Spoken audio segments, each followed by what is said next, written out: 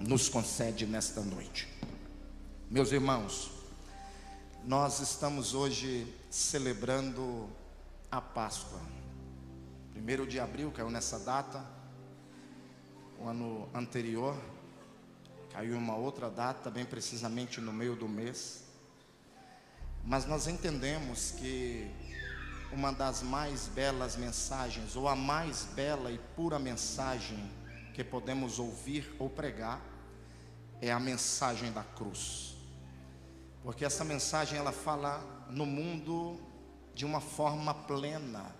Ela coloca o homem no seu devido lugar, totalmente dependente de Deus. E aqui nesse texto, nós entendemos aqui que há uma narrativa de uma pessoa que não viu Jesus, que não presenciou os acontecimentos da cruz, não vivenciou a época triste e negra a qual a casa de Israel estava enfrentando, passando e vendo, que era o julgamento de Pôncio Pilatos. Esse moço aqui, ele traz o nome de Lucas. Lucas, ele nasceu no 1º século, ele cresceu, ele é natural de Antioquia, bem precisamente da Síria, de nacionalidade grega, mas de formação profissional no Egito. Ele cresce com seus 13 para 14 anos, os seus pais começam a investir porque descobriram nele uma força muito grande, uma aptidão muito grande. Ele gostava de cuidar de pessoas enfermas. Seus pais então visualizaram nele uma pessoa que poderia futuramente ajudar muitas pessoas. Seus pais o enviam para o Egito e ali ele vai se formar na melhor medicina do mundo da sua época. Ele nasceu no mesmo tempo que Jesus nasceu, no 1º século. Só que Jesus veio difundir seu ministério em um mundo, enquanto que Lucas atravessou as fronteiras e foi para outro. Foi aperfeiçoar-se o seu dom, e ele se forma no Egito, ele volta para a Grécia, e dali ele começa a atender. E em um determinado momento na sua vida, algo o impulsiona para ele descer as regiões baixas da Ásia Menor. E nessas descidas dele, ele vai encontrar um apóstolo que a Bíblia chama de apóstolo Paulo. Todos aqui conhecem. E ele agora vai ser doutrinado por esse apóstolo e vai tornar-se amigo particular de Paulo. Você vai ver que quando Paulo escreve aos Colossenses, no capítulo 4 e o verso 14, ele chama Lucas de o seu médico, o médico amado, aquele que o acompanhava em diversas viagens missionárias, aquele que cuidava das suas chagas, das suas feridas. E Paulo agora, vendo a aptidão desse moço e vendo nele uma chamada, Paulo o aconselha a escrever este evangelho, a contar essa história. E Lucas, pensando no seu povo, por muito tempo ele orou a Deus, pedindo a Deus uma porta aberta, para que a escritura viesse chegar à Grécia, de uma forma que a porta poderia abrir presságio para o seu povo aceitar a fé. Então Deus vai colocar ao lado de Lucas um oficial romano, um dos príncipes romanos, que estava cuidando da fronteira, um oficial do governo romano que habitava na Grécia. E Lucas agora, conhecendo a amizade que ele tinha com esse moço, ele agora vai escrever um tratado, direcionando esse tratado a esse homem que a Bíblia não menciona, mas menciona o seu título, chamando ele de Teófilo. Teófilo significa Theo no grego, que é Deus, e Filos, que é amigo. Paulo já conhecia Teófilo, e Lucas tinha Teófilo como seu amigo, que era também chamado de amigo de Deus, porque ele foi evangelizado por Lucas. Lucas ganhou Teófilo para Cristo. E agora, para que o evangelho viesse chegar até as terras gregas, esse evangelho precisava estar direcionado a um povo, endereçado a alguém importante, porque dentro da tradição grega, jamais um escrito teria valor se não estivesse endereçado a uma pessoa importante da sua época. Então Deus cria esta amizade, esse vínculo, esse elo de ligação entre Lucas e esse cidadão, que muitos o consideram como procurador romano nas terras gregas. Assim informa também o historiador Matthew Henry, e Jerônimo também falou muito sobre isso. Porém, nós entendemos aqui que Deus, na sua sabiciência, Deus vai preparar o caminho para que os gregos viessem ter o pleno conhecimento da salvação. Lucas, então, ele é convocado a contar uma história belíssima, e a maior de todas a história. E além disso, ele tinha um apreço muito grande pela escrita, porque ele era formado em artes, ele era formado em ciência, e dispensa comentário da sua formação médica. Ele era um doutor na escrita grega, e ele era também um sábio conhecedor da cultura e da ciência grega também. Agora ele começa a receber de Deus, através de pessoas que o visitaram, que começavam a contar testemunhos a respeito daquilo que haviam visto e ouvido através do tempo que eles viveram com Jesus. Lucas, então, que tornou-se discípulo de Paulo, ele começa por cerca de quase 20 anos. A escrita começou no ano 60 e ela terminou no ano 80, e Lucas morreu enforcado no ano 84 pelos romanos. 4 anos antes dele morrer enforcado, já estava compilado o seu livro por completo. A escrita já estava ali. E Lucas agora, ele está recebendo a autorização de Jesus, embora ele não havia tido um tete-a-tete com ele, embora ele não havia vivenciado os fatos, mas ele está recebendo a autorização para se tornar o maior historiador da Bíblia, para contar a maior história já contada a um mortal, que é a história de Jesus Cristo de Nazaré. Lucas então começa a compilar a história, e ele começa no capítulo 1 endereçando a este grande oficial romano que trabalhava no governo grego. E ele começa agora a dizer, como ele fala no capítulo 1 de Atos e no verso 1, que ele fez o primeiro tratado a Teófilo, ou seja, a este amigo de Deus. As portas estão começando a se abrir para que o evangelho entre para os gentios, chegue até os gentios. E Lucas agora começa a contar a história, uma história belíssima que está inserida lá no capítulo de número 22. E no capítulo de número 23, a história que todos nós conhecemos, mas eu quero fazer transportar você até o centro dessa história nesta noite.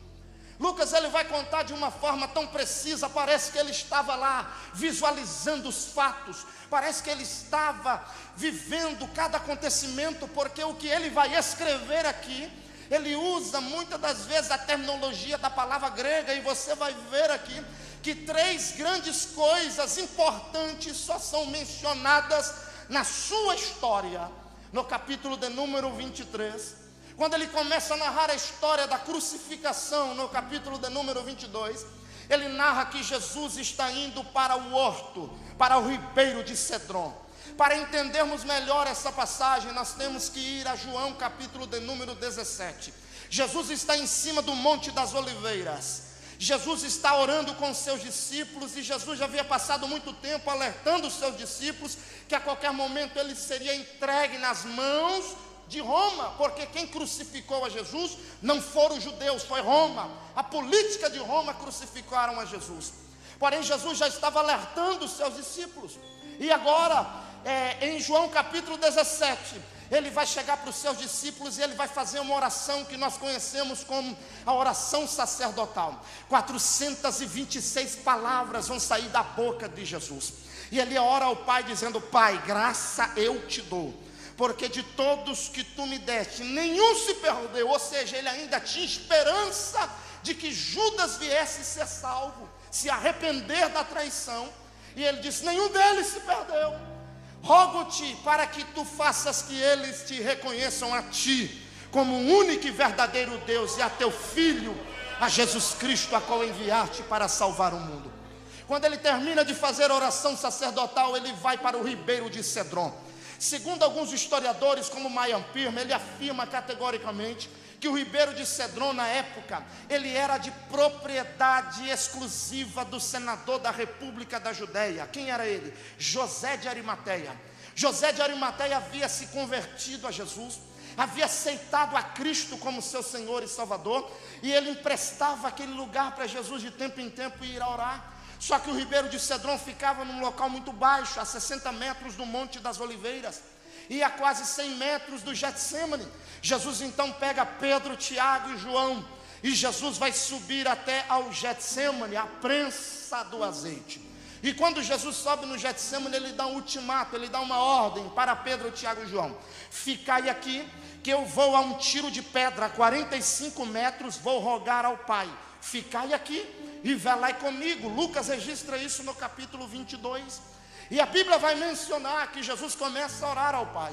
No momento que Jesus está orando ao Pai, a agonia entra dentro da sua alma, porque estava ali o homem tendo um encontro com o divino.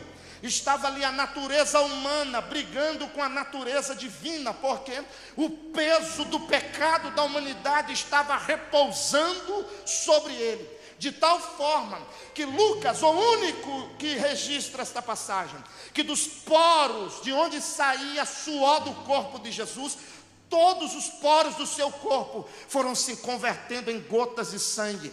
Ou seja, do seu movítrio que saíam as lágrimas que lubrificavam os seus olhos, até os poros que saíam da sua pele, eram convertidas em gotas de sangue. A ciência, um médico francês tentou estudar sobre isso, e ele chegou a uma conclusão, que isso acontece somente com pessoas quando sentem, têm a convicção de que as ânsias da morte já o abraçaram, que eles não têm mais como sobreviver. Ou seja, a morte já está abraçada com a pessoa, as angústias já pairaram sobre ela, e eles apelidaram isso de amaitode hidros, que é quando o colapso emocional se rompe, é quando a pessoa entra num estado terrível de alma, de luta entre alma e espírito, e a morte está se aproximando, e ela sente que já está chegando o momento final da sua existência. Estava acontecendo isso com Jesus, de tal maneira que ele ora para o Pai, e ele vai dizer: se possível, se há alguma probabilidade, passa de mim esse cálice. E ele para de orar, ele vai descansar, ele vai dar uma respirada, porque o sofrimento era muito grande, porque o Pai mostrou para ele tudo o que ele haveria de passar, os algozes do Calvário, os 32 espinhos que eram colocados numa coroa de espinho de madeira de acácia, que ficava sobre a sua frente, o patíbulo da cruz que ele haveria de levar, feito de madeira de cetim, de 60 quilos, que ele haveria de percorrer por uma via de mais de 800 metros. Ele havia visualizado naquele momento quase 1 milhão de pessoas gritando: soltai a Barrabás e crucificai a Jesus o Nazareno. Ele viu o centurião romano esbofeteando a sua face, dizendo: se tu és profeta, profetiza quem foi que te bateu. Ele visualizou os cravos pregados sobre as suas mãos e pés, cravos de 7 polegadas, cerca de 14 centímetros, 2 centímetros cada polegada. Ele visualizou os cravos nos pés e nas mãos. Ele visualizou uma nação inteira que ele havia amado de corpo, alma e espírito, agora virando as costas para ele e mandando soltar o maior criminoso da história. Ele viu todos os seus amigos o abandonando para cumprir Isaías 64, verso 4. E eu pisei no lagar da ira de Deus sozinho, e não houve uma alma sequer que pudesse se compadecer de mim. Ele viu todas as angústias e as mazelas do Calvário, de tal forma que a morte se prolifera sobre o seu corpo, e agora ele roga ao Pai desta forma, pedindo: passa de mim esse cálice, e há porventura a possibilidade. E ele estava tão fraco que somente Lucas a registrar isso. O Senhor mandou um anjo do céu descer e confortar ele, de tamanha angústia que ele estava passando. Ele para nesse momento de oração, e ele vai até onde estava Pedro, Tiago e João, e os encontra dormindo. Ele os encontra dormindo, porque não era fácil andar com Jesus naquela época. Jesus andava de manhã, de tarde, de noite, o dia inteiro fazendo a obra, e passava a noite inteira em oração. eles não tinham a mesma pegada, o mesmo ritmo, eles não conseguiam acompanhar os passos de Jesus, o cansaço abateu a alma deles, e eles não estavam dormindo por irresponsabilidade, mas era o cansaço de uma jornada de 3 anos e meio, caminhando com o meigo e divino Nazareno, norte, sul, leste, oeste de Jerusalém. No final da sua caminhada agora, eles estão adormecidos, e Jesus chega perto deles e vai reclamar dizendo: despertai-os. Será que vocês não podem velar sequer 1 minuto comigo, não ver que a minha alma está angustiada e abatida até a morte? Parece que eu fico imaginando Pedro, o apóstolo mais afoito, olhando para Tiago e João, vendo o corpo de Jesus todo ensanguentado, e talvez perguntando para Tiago e João e dizendo: quem feriu o mestre aqui? Será que enquanto dormíamos, um cidadão romano subiu aqui e açoitou ele? Ora, eles não sabiam que eram os algozes da aflição do Calvário que estava dilacerando a sua alma naquele momento. Só que em contrapartida, Jesus olha para eles e fala: ficai aqui e velai comigo 1 hora, porque eu preciso de intercessão. Jesus volta para o seu segundo período de oração. No seu segundo período de oração, já não é mais um humano que está se apresentando para o homem, é o divino que vai se manifestar na terra agora. Porque agora ele vai olhar não como cordeiro, mas como leão da tribo de Judá. E ele vai dizer: todavia seja feita a tua vontade, não a minha. Sabe por quê? Porque naquele dia, como homem, ele não conseguia visualizar, mas como Deus, ele já viu esse 1º de abril de 2018 aqui no templo central da Linhares, e mais desses 2 bilhões de crentes esparramados no mundo inteiro, clamando e glorificando o nome dele nesta noite. E por amor a nós e toda a humanidade, ele disse: por eles eu levarei a cruz, eu não vou rejeitar a cruz, eu não vou rejeitar a sua vontade. E agora Lucas está narrando essa história de forma tão poética, que Lucas agora vai narrar detalhes extraordinários da história. Jesus está preparado, daqui a pouco vai acontecer algo profundo. Judas vai se aproximando, você vai ver isso acontecendo próximo da meia-noite até às 6 horas da manhã, quando Pôncio Pilatos vai julgar a Jesus. E você vai observar que durante essas 6 horas, Jesus vai passar por vários julgamentos. Só que algo vai nos chamar a atenção na narrativa de Lucas aqui. Judas vai se aproximando, e quando Judas vai se aproximando, Judas vai falar com o tribuno e a corte. Observe bem, Judas subiu com o tribuno e com a corte para maniatar a Jesus. 1.100 pessoas cercaram o jardim do Getsêmani. O tribuno é composto por um general e mais 600 soldados de elite. A corte é composta por um general e mais 500 homens de elite. Ou seja, 1.100 homens estavam ali. Judas estava em cima, junto no Getsêmani, mas 1.100 homens haviam cercado toda a área. A Bíblia diz em João capítulo 18 que Judas sobe com a corte, com o tribuno, para maniatar Jesus à força. Só que a Bíblia vai mencionar que Jesus se adianta e faz uma pergunta: a quem buscais? E eles vão dizer: a Jesus o Nazareno. E quando eles disseram a Jesus o Nazareno, o Eirier, Axé Eirier, que está lá em Êxodo 3:14, eu sou o que sou, ele vai dizer: eu sou. Quando ele disse eu sou, todo ser humano caiu por terra. Por quê? Eles se apresentam diante do homem, mas o divino se apresenta diante dele. E como diz a Bíblia, cale-se diante dele toda a terra quando ele fala. O divino vai se apresentar: eu sou. Todos caem. Jesus espera todos se levantarem. E no momento que eles estão se levantando, Lucas vai registrar a passagem que Pedro agora vai sacar a espada e vai cortar a orelha direita do servo do sumo sacerdote por nome de Caifás. Ele corta a orelha direita de Malco. A Bíblia vai falar, vai narrar algo sobre Malco extraordinariamente fantástico. Malco, ele era um cidadão, membro da tribo de Levi. Ele já estava sendo preparado para ser um grande sacerdote. Ele já havia cumprido toda a liturgia. Seus 12 anos haviam se dedicado aos estudos. Agora os últimos anos da sua preparação, ele estava se dedicando ao templo. E o último ano do teste, como oficial, como servo do sumo sacerdote por nome de Caifás, Malco havia estudado todos os seus anos anteriores, havia se preparado. Ele era uma pessoa que havia sido escolhida a dedo para se tornar um representante do Deus de Israel em Jerusalém.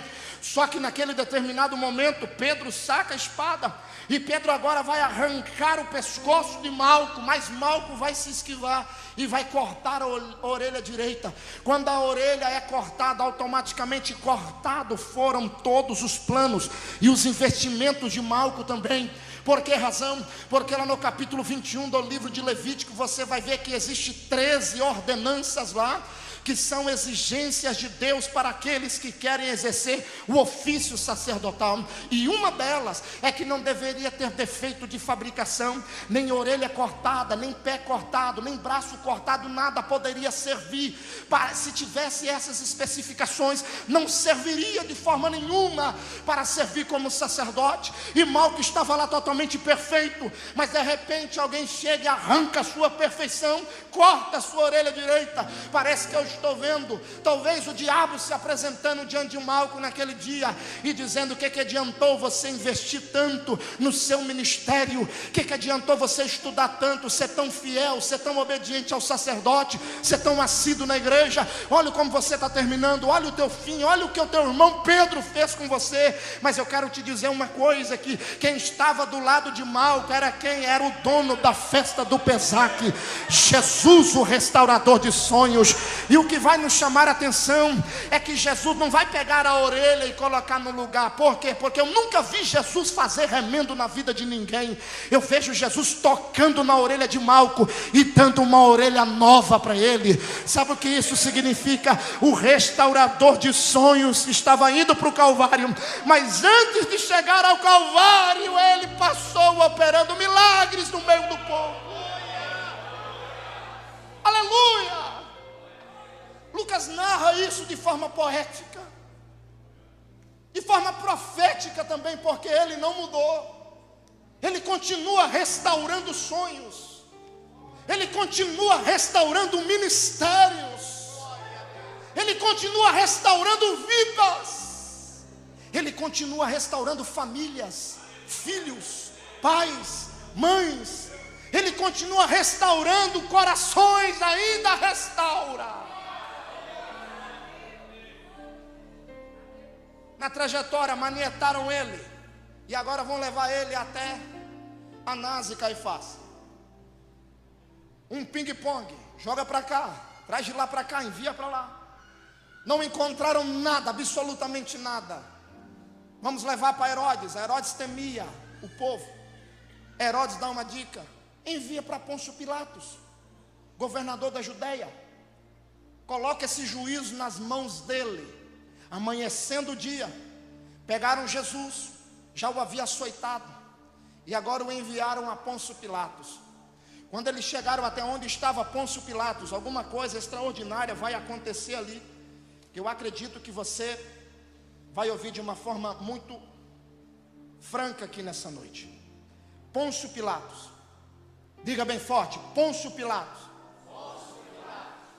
Pôncio Pilatos, ele nasceu na região de Ponte, uma pequena província romana, que adorava um pseudo-deus por nome de Marte, que era considerado o deus protetor das guerras.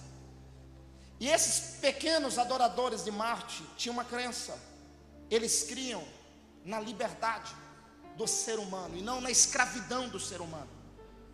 Pôncio Pilatos foi crescendo dentro de uma visão que os romanos o haviam colocado como embaixador da sua nação. Com 16 anos já o colocaram na fronteira para defender o seu estado em Roma.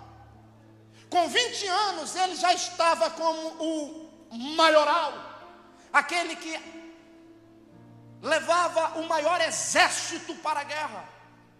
Com 26 anos de idade, eles vão fazer uma proposta para ele. temos uma boa relação com Israel, e nós precisamos de um procurador. Nós precisamos de alguém que nos represente na província da Judéia. Eles então vão pegar Pôncio Pilatos muito novo e vão levar para uma província de 186 mil habitantes. E entregam nas mãos dele 3.000 soldados romanos, os melhores que existiam em Roma, que eram os mais temidos na época. Pilatos chega lá. 3 vezes ao ano ele saía da Judéia a Jerusalém para participar como convidado ilustre das 3 festas primordiais, entre elas a festa da Páscoa. Quando Pilatos chegava, o tapete vermelho era estendido. O procurador romano, como que dizendo, o prefeito está aí, aquele que governa Roma em nosso território está aqui. Honremo-nos, demos a ele glória, porque esse homem conquistou o nosso favor em Judá. Pilatos não era muito malvado, mas Herodes sim. E agora algo extraordinário vai acontecer. Eles vão pegar a causa de um justo e vão colocar nas mãos de um homem indeciso. E Pilatos está lá, às 6 horas da manhã, do dia 7 de abril.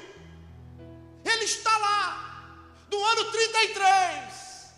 Ele está com uma causa. Esse homem fez mal para Israel. Esse homem disse ser o Messias. Esse homem disse que derrubaria o templo e em 3 dias o edificaria. Esse homem está sendo condenado por blasfêmia. Assim dizendo os judeus, Pilatos examina Jesus, faz-lhe várias perguntas, e a maior delas e a mais importante, ele vai olhar para Pilatos e vai dizer assim: tu não digas nada a mim? Tu não vês que eu tenho autoridade para te soltar e te prender? Aí Jesus abre a boca e vai dizer a ele: nenhuma autoridade sobre mim tu teria, se lá do alto não lhe fora dado. E ele vai fazer uma outra pergunta para Jesus: o que é a verdade? E Jesus silencia. Daqui a pouco alguém se aproxima. No meio da reunião, no meio do julgamento, alguém se aproxima. Uma mulher toda descabelada, correndo. Ela interrompe a reunião e ela vai dar um berro: meu amor, não faças nada de mal a esse homem, porque eu não dormi esta noite. Eu sofria demais pela madrugada, porque toda vez que eu pegava no sono, dava-me com a face dele algo dizendo: ele é justo, ele é justo, ele é santo, ele é justo, não faças mal a ele. Pilatos conhecia um pouco de Bíblia, um pouquinho da tradição ele conhecia. Então ele vai dentro da lei que Deus deu a Moisés lá em Deuteronômio. Ele pede uma vasilha de água. E agora ele pensa: há um mandamento no meio de vós, que quando alguém encontrar um morto pelo caminho, para que não leve as culpas do morto, deve lavar as suas mãos. Então vou usar a vossa tradição, porque vou me inocentar desse crime. Ele lava as mãos, e no momento que ele está lavando as suas mãos, ele vai fazer a pior pergunta que um mortal pode fazer: o que farei de Jesus, o chamado Cristo? Um silêncio, daqui a pouco começam 10, 20, 30, centenas de vozes. Soltai a Barrabás e crucificai a Jesus. Ele torna a fazer a pergunta: o que farei de Jesus, o chamado Cristo? Soltai a Barrabás, dizia a multidão, e crucificai a Jesus. Ele termina de lavar as suas mãos, e no momento que ele termina de lavar as suas mãos, ele olha para a multidão e fala: o sangue dele, a culpa não estará sobre mim. Toda a multidão de judeus gritaram: que caia sobre nós e sobre os nossos filhos o sangue desse justo. É por isso que você vê tanta guerra existente na Palestina, tanta luta contra Israel. Eles profetizaram por todas as gerações a maldição sobre os filhos dele, porque o sangue de Jesus haveria de cair como juízo sobre a vida deles. Mas eu louvo a Deus, sabe por quê? Enquanto está caindo juízo em outra parte do mundo, está caindo a proteção no meio de um povo que o aceitou como Senhor e Salvador da sua vida. E esse povo está aqui nessa noite. Pilatos dá a sentença, e vai acontecer uma coisa extraordinária. Vão pegar agora e vão levar a Jesus, colocaram um patíbulo nele. Pilatos mandou açoitar a Jesus. Açoitaram ele com chicote de azorrague, 40 chibatadas, com tiras de couro, osso de carneiro em pedaços de chumbo, 2 lapelas em cada, ou seja, 6 tiras que davam cada chibatada 12 cortes, 480 cortes nas costas de Jesus. E agora o pulmão já estava sendo tocado, os nervos perfurados, tudo flagelado, como diz Isaías 53. Como um cordeiro mudo diante dos seus tosqueadores, ele não abriu a sua boca sequer. Pegaram uma coroa de espinho, de 36 espinhos de madeira de acácia, e colocaram na sua cabeça. Pegaram o patíbulo da cruz, o tronco da cruz. Historiadores dizem que os romanos eram tão maus que crucificavam 500 pessoas por dia. Faltava madeira para crucificar pessoas naquela época. Aquela madeira que estava lá não era dele, era de Barrabás. O tamanho de Barrabás era mais alto, 22 centímetros maior. Mais de 1,90 m. Tiveram que esticar quando ele vai chegar lá no topo. Tiveram que esticar para colocar ele numa cruz que não era dele, mas de Barrabás. Só que na trajetória que ele está carregando esse patíbulo, vai acontecer outra coisa que Lucas vai registrar aqui. Uma pessoa por nome de Simão. Simão não é o nome próprio dele, ele era africano. Ele era um judeu, descendente de africano, que morava onde hoje é a fronteira do Líbano, ao norte da África. O que esse africano judeu tinha em consideração? Os ensinos que o seu pai judeu havia deixado para ele. Eles não vão te aceitar por causa da cor da sua pele, essa pele parda, meio negro. Tenho que mudar o seu nome. Botaram o nome dele de Simão, porque era um nome muito aceito no meio da colônia dos judeus. Agora, dentro da nossa tradição, Simão, uma vez na sua vida você terá que ir a Jerusalém. Você terá que ir até o templo, se sacrificar, oferecer sacrifício por você, pelos seus filhos, pela sua família. Eu estou partindo, mas deixo a ti essa instrução. E agora ele, herdando uma promessa de seu pai, falando para seu pai que antes dele morrer, ele haveria de visitar Jerusalém. E ele sai de lá e vai para uma região distante. Ele vai para o campo. Lucas registra que vem um certo Simão, Cirineu. Cirineu não é o nome dele, é a região de onde ele veio, de Cirene, linharense, não é o nome da pessoa, a região de onde ele veio. Simão veio de Cirene para sacrificar na festa do Pesaque. Quando ele chega lá, ele vai encontrar uma cidade alvoroçada, quase 2 milhões de pessoas, alvoroçando a cidade. Um justo está carregando um patíbulo pesado, havia sido açoitado, 6 horas de julgamento, maltrataram ele demais. E agora ele vai entrar no meio da multidão, bem na esquina. Quando ele entra no meio da multidão, na via dolorosa, soldado romano empurra ele, porque viu que Jesus estava precisando de forças para levar o patíbulo, estava muito pesado. Imagine você sendo açoitado e maltratado por causa de 6 horas, as forças se vão, e ele está carregando aquele patíbulo. Daqui a pouco aquele patíbulo cai. Jesus não caiu, o meu e o seu Jesus nunca caiu. Quem caiu foi o diabo para nunca mais subir, mas o patíbulo, a força, ele se ajoelha. Eles vão empurrar Simão. Você vai ver que Lucas registra isso. Empurraram, ou seja, fizeram ele carregar o patíbulo à força. Quando Simão chega perto daquele tronco, eles vão colocar aquele tronco entre Simão e Jesus.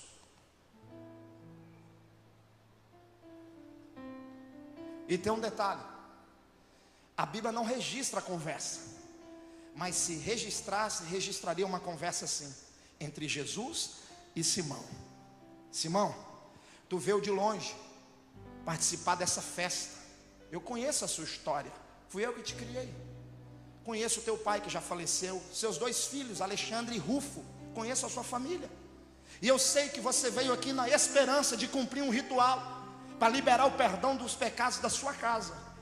Você veio aqui na esperança de levar o cordeiro até a grelha, no altar de bronze, para o sacerdote imolar ele, passar o sangue sobre a sua testa e dizer: perdoados estão os seus pecados. Mas eu quero dizer uma coisa para você. Você veio aqui pensando uma coisa, e esses que empurraram você aqui para me ajudar, pensando que estariam humilhando a mim, eles estão me ajudando a honrar você, irmão. Eles estão me ajudando a honrar a sua casa. Sabe por quê? A primeira pessoa na Bíblia que foi lavado pelo sangue de Jesus foi Simão Cirineu. Sabe o que eu aprendo aqui? Deixa eu te dizer uma coisa. Muitas das vezes nós somos empurrados a carregar certas cruzes na nossa vida, e muitas vezes muitos inimigos, muitas pessoas que não têm familiaridade com esse ambiente aqui, não provam o que a gente está provando, às vezes nos machuca, nos constrange. Mas sabe por quê? Deus permite? Para acelerar o processo da honra, para ela vir mais rápido e o nome do Senhor ser glorificado. Simão foi lavado pelo sangue de Jesus. Olha que coisa extraordinária. Ele acaba de ser banhado pelo sangue de Jesus. Só que vai acontecer outra coisa aqui, que Lucas vai narrar. Lucas termina essa narrativa, ele vai passar para outra. Jesus chega lá no Gólgota, no Calvário. E agora Jesus está no Calvário e de repente vai acontecer algo sobrenatural.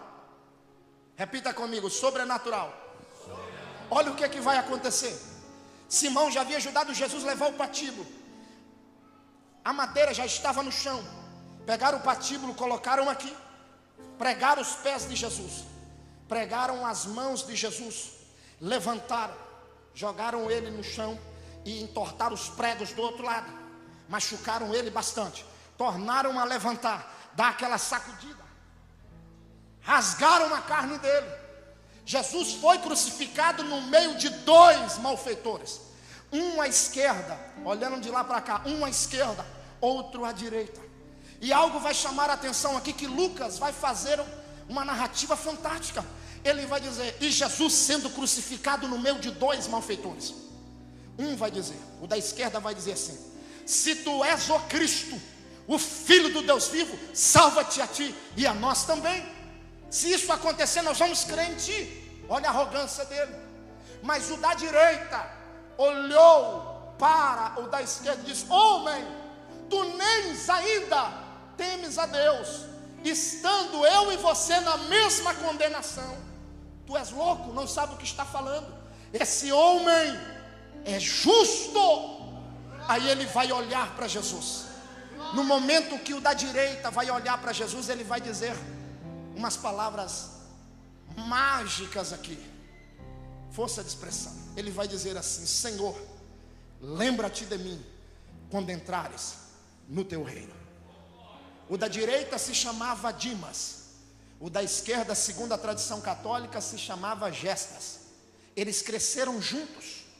Quando Jesus, observe bem isso aqui, quando Jesus nasce em Belém da Judéia, acontece algo sobrenatural, como fala Miqueias capítulo 5, versículo 1: e tu, Belém, posta que és a menor entre as milhares de Judá, de ti sairá o Salvador. Jesus nasce em Belém. O anjo do Senhor apresenta-se a José e fala: Herodes está vindo para matar o menino. Pega Maria e o menino Jesus e foge, se esconda no Egito. Quando eles estavam saindo de Belém, entrando na fronteira com o Egito, eles vão encontrar 2 pessoas lá. A tradição católica afirma isso. Eles vão encontrar 2 pessoas entre 17 a 19 anos, 2 jovens. Um por nome de Gestas, sanguinário, maquiavélico, matava crianças, estuprava mulheres, era um homem maléfico. Porém Dimas, o seu amigo, ele era aquele que amava as crianças, e ele havia deixado os pais por causa da corrupção do governo naquela época. Havia deixado a sua casa, e ele havia falado, segundo a tradição, para a sua família assim: eu não vou morrer dessa forma, Eu vou ser um ladrão, mas eu vou roubar para dar para os pobres.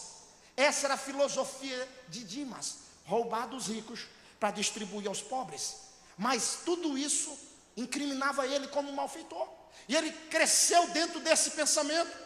Para ajudar os pobres, ele precisava tirar algo de alguém para entregar para outro. E assim na sua mente, dizia que ele estava fazendo bem para um semelhante. E agora nessa ocasião, na fronteira entre o Egito e Israel, está Jesus, está Maria e está José, indo se refugiar, porque Herodes estava a caminho. Vamos encontrar esses dois personagens. Gestas agora, aproveita a oportunidade, tem mulher e tem criança, pega a espada. Mas Dimas vai entrar na frente e vai dizer: não faça mal a essa mulher e a essa criança. E a tradição vai dizer que os anos se passam, eles vão se reencontrar um dia e vão seguir os mesmos caminhos. O salário do pecado, Romanos 6:23 diz que é a morte, mas o dom gratuito de Deus é a vida eterna. Os dois estão sendo crucificados. O da direita vai olhar para o outro e vai repreendê-lo, como que dizendo para Jesus assim: lembra-te de mim, tu ainda eras uma criancinha. Lembra-te que tu tinha apenas 3 meses de nascido. Lembra que Herodes estava tentando tirar-lhe a vida.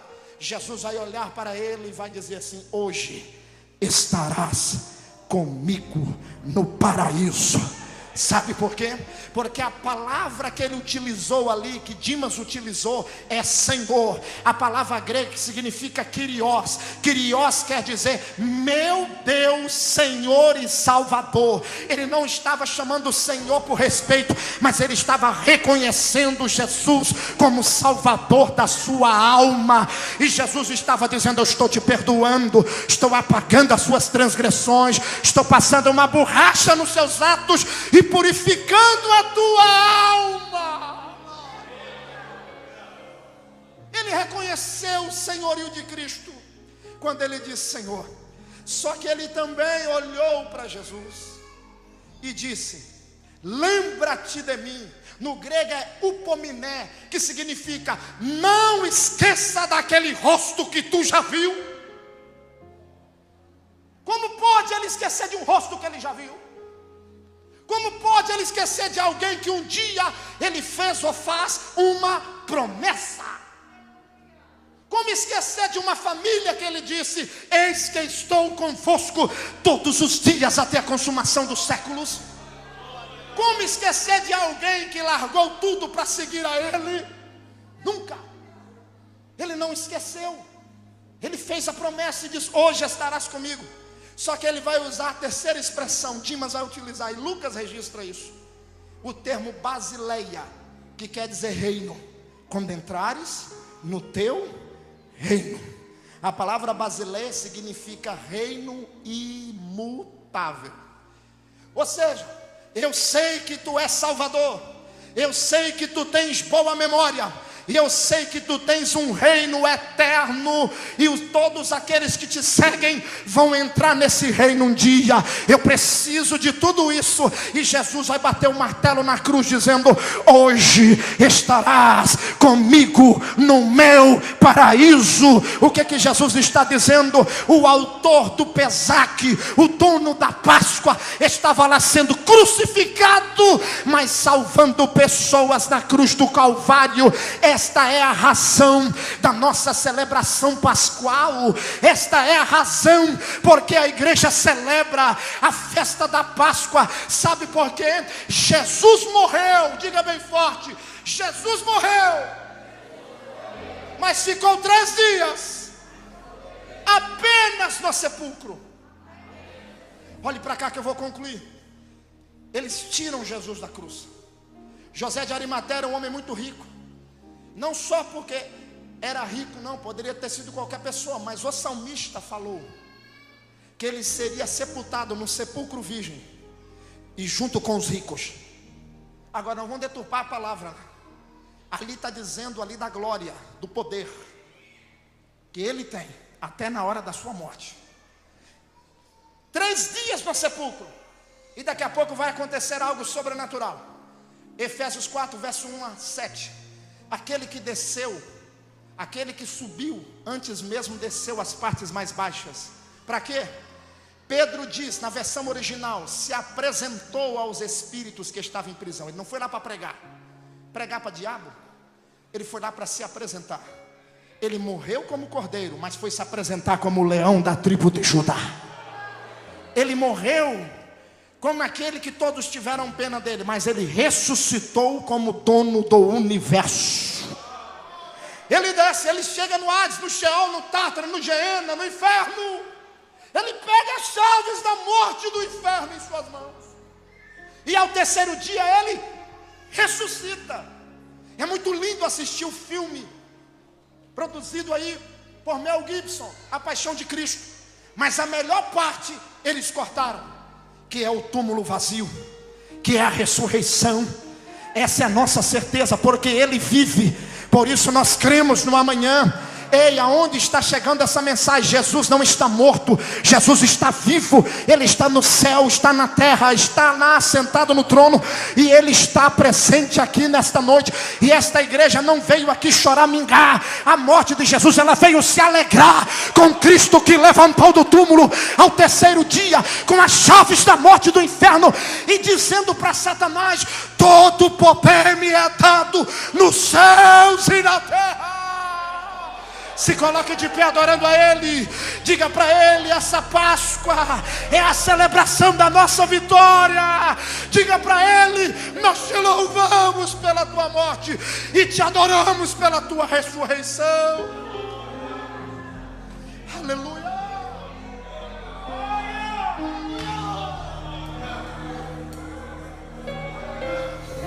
Aleluia. Aleluia.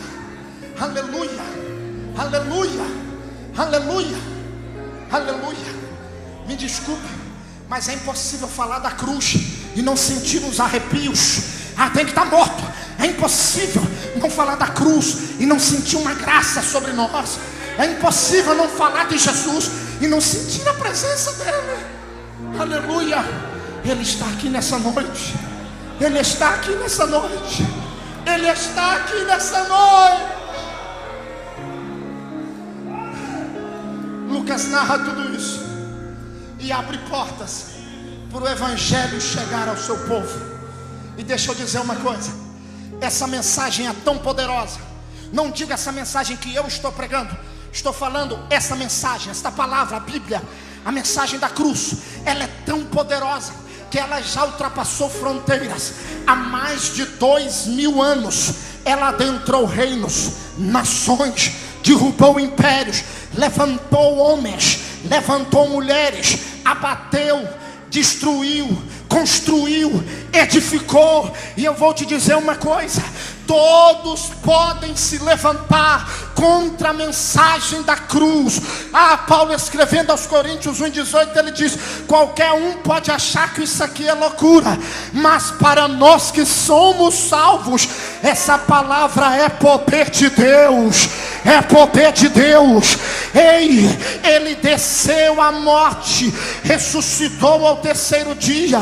Aí vem o apóstolo Paulo na carta aos Coríntios, no capítulo 15, versículo 51, dizendo: eis que vos digo um mistério, na verdade nem todos dormiremos, mas seremos transformados num abrir e fechar de olhos ante a última trombeta, porque a trombeta soará e os mortos ressuscitarão primeiro. E há de ser que aquilo que é corruptível se revestirá da incorruptibilidade, e aquilo que é mortal se revestirá da imortalidade. Então vai cumprir a palavra que foi dita: tragada foi a morte na vitória. Onde está, ó morte, o teu aguilhão? Onde está, ó inferno, a tua vitória? Porque a aguilhão da morte é o pecado, e a força do pecado é a lei. Mas graças a Deus que nos dá a vitória por meio de nosso Senhor e Salvador Jesus Cristo.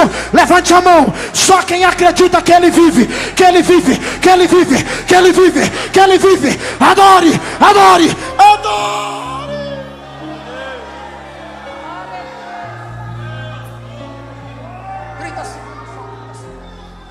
Aleluia. Meu Deus,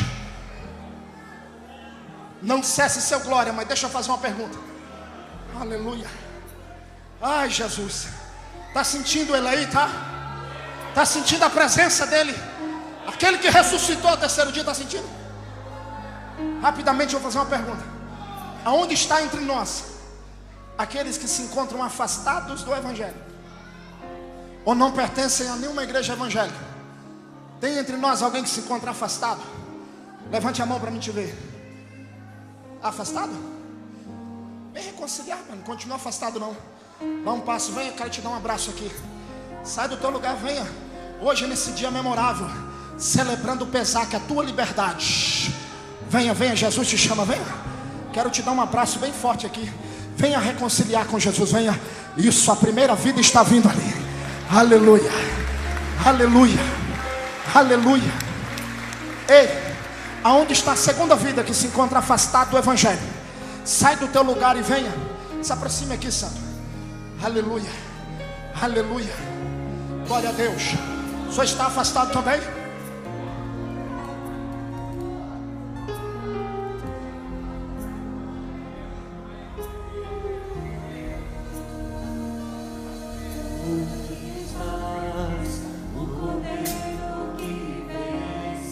Está voltando para Jesus.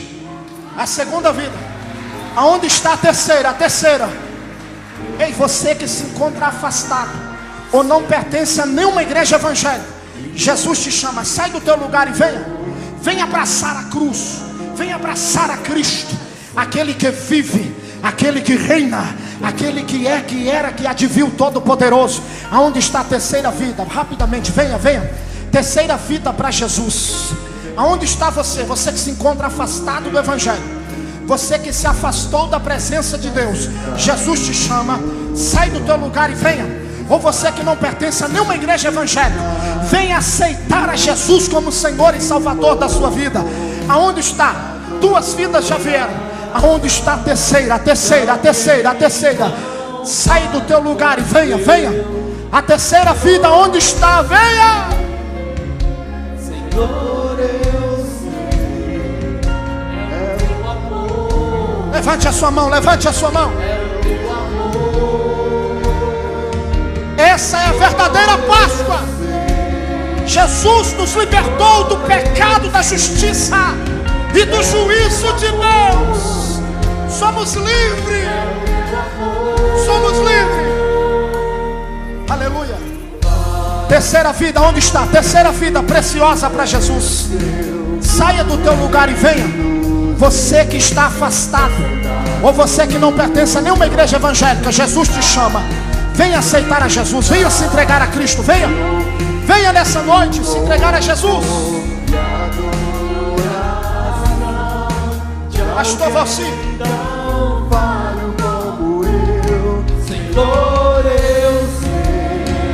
Pastor vai orar por essas vidas, mas ainda há tempo de vir a terceira, a quarta ou a quinta. Saia do teu lugar e venha.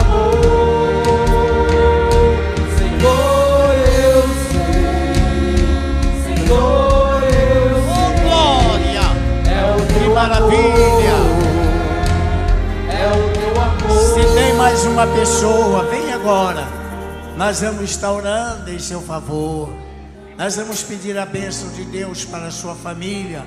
Olha que Deus restaure a sua vida e também escreva uma nova história na sua vida.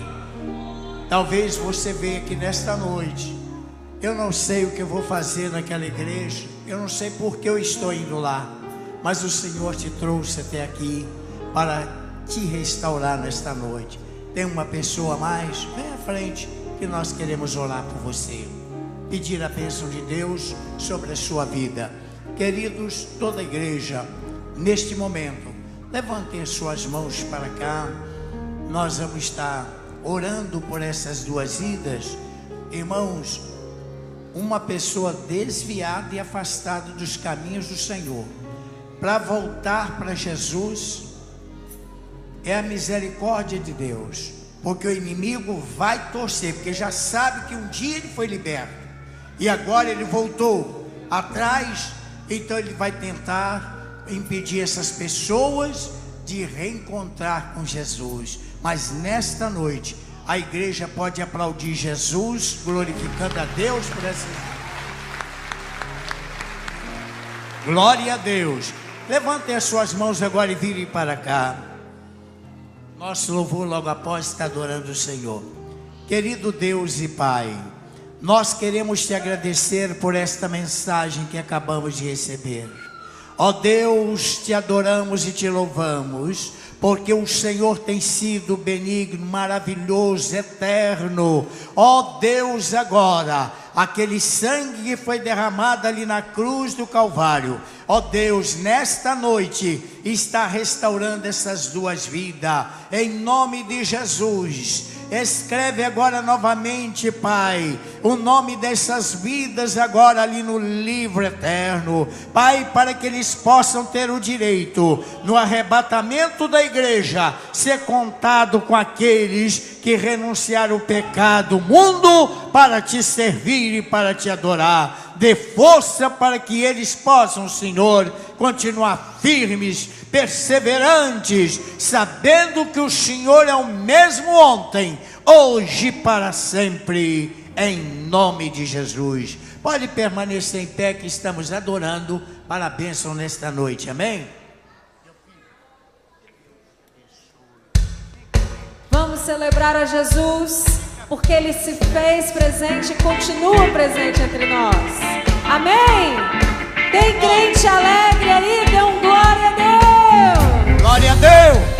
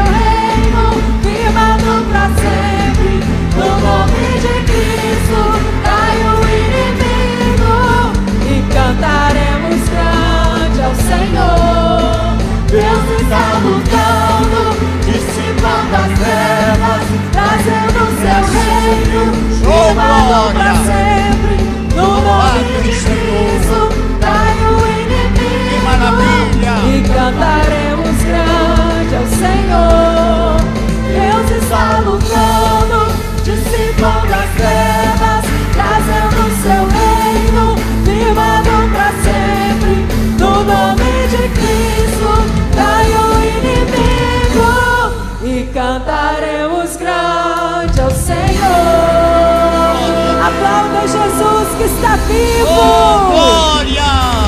Glória, toda glória ao nome desse Deus maravilhoso.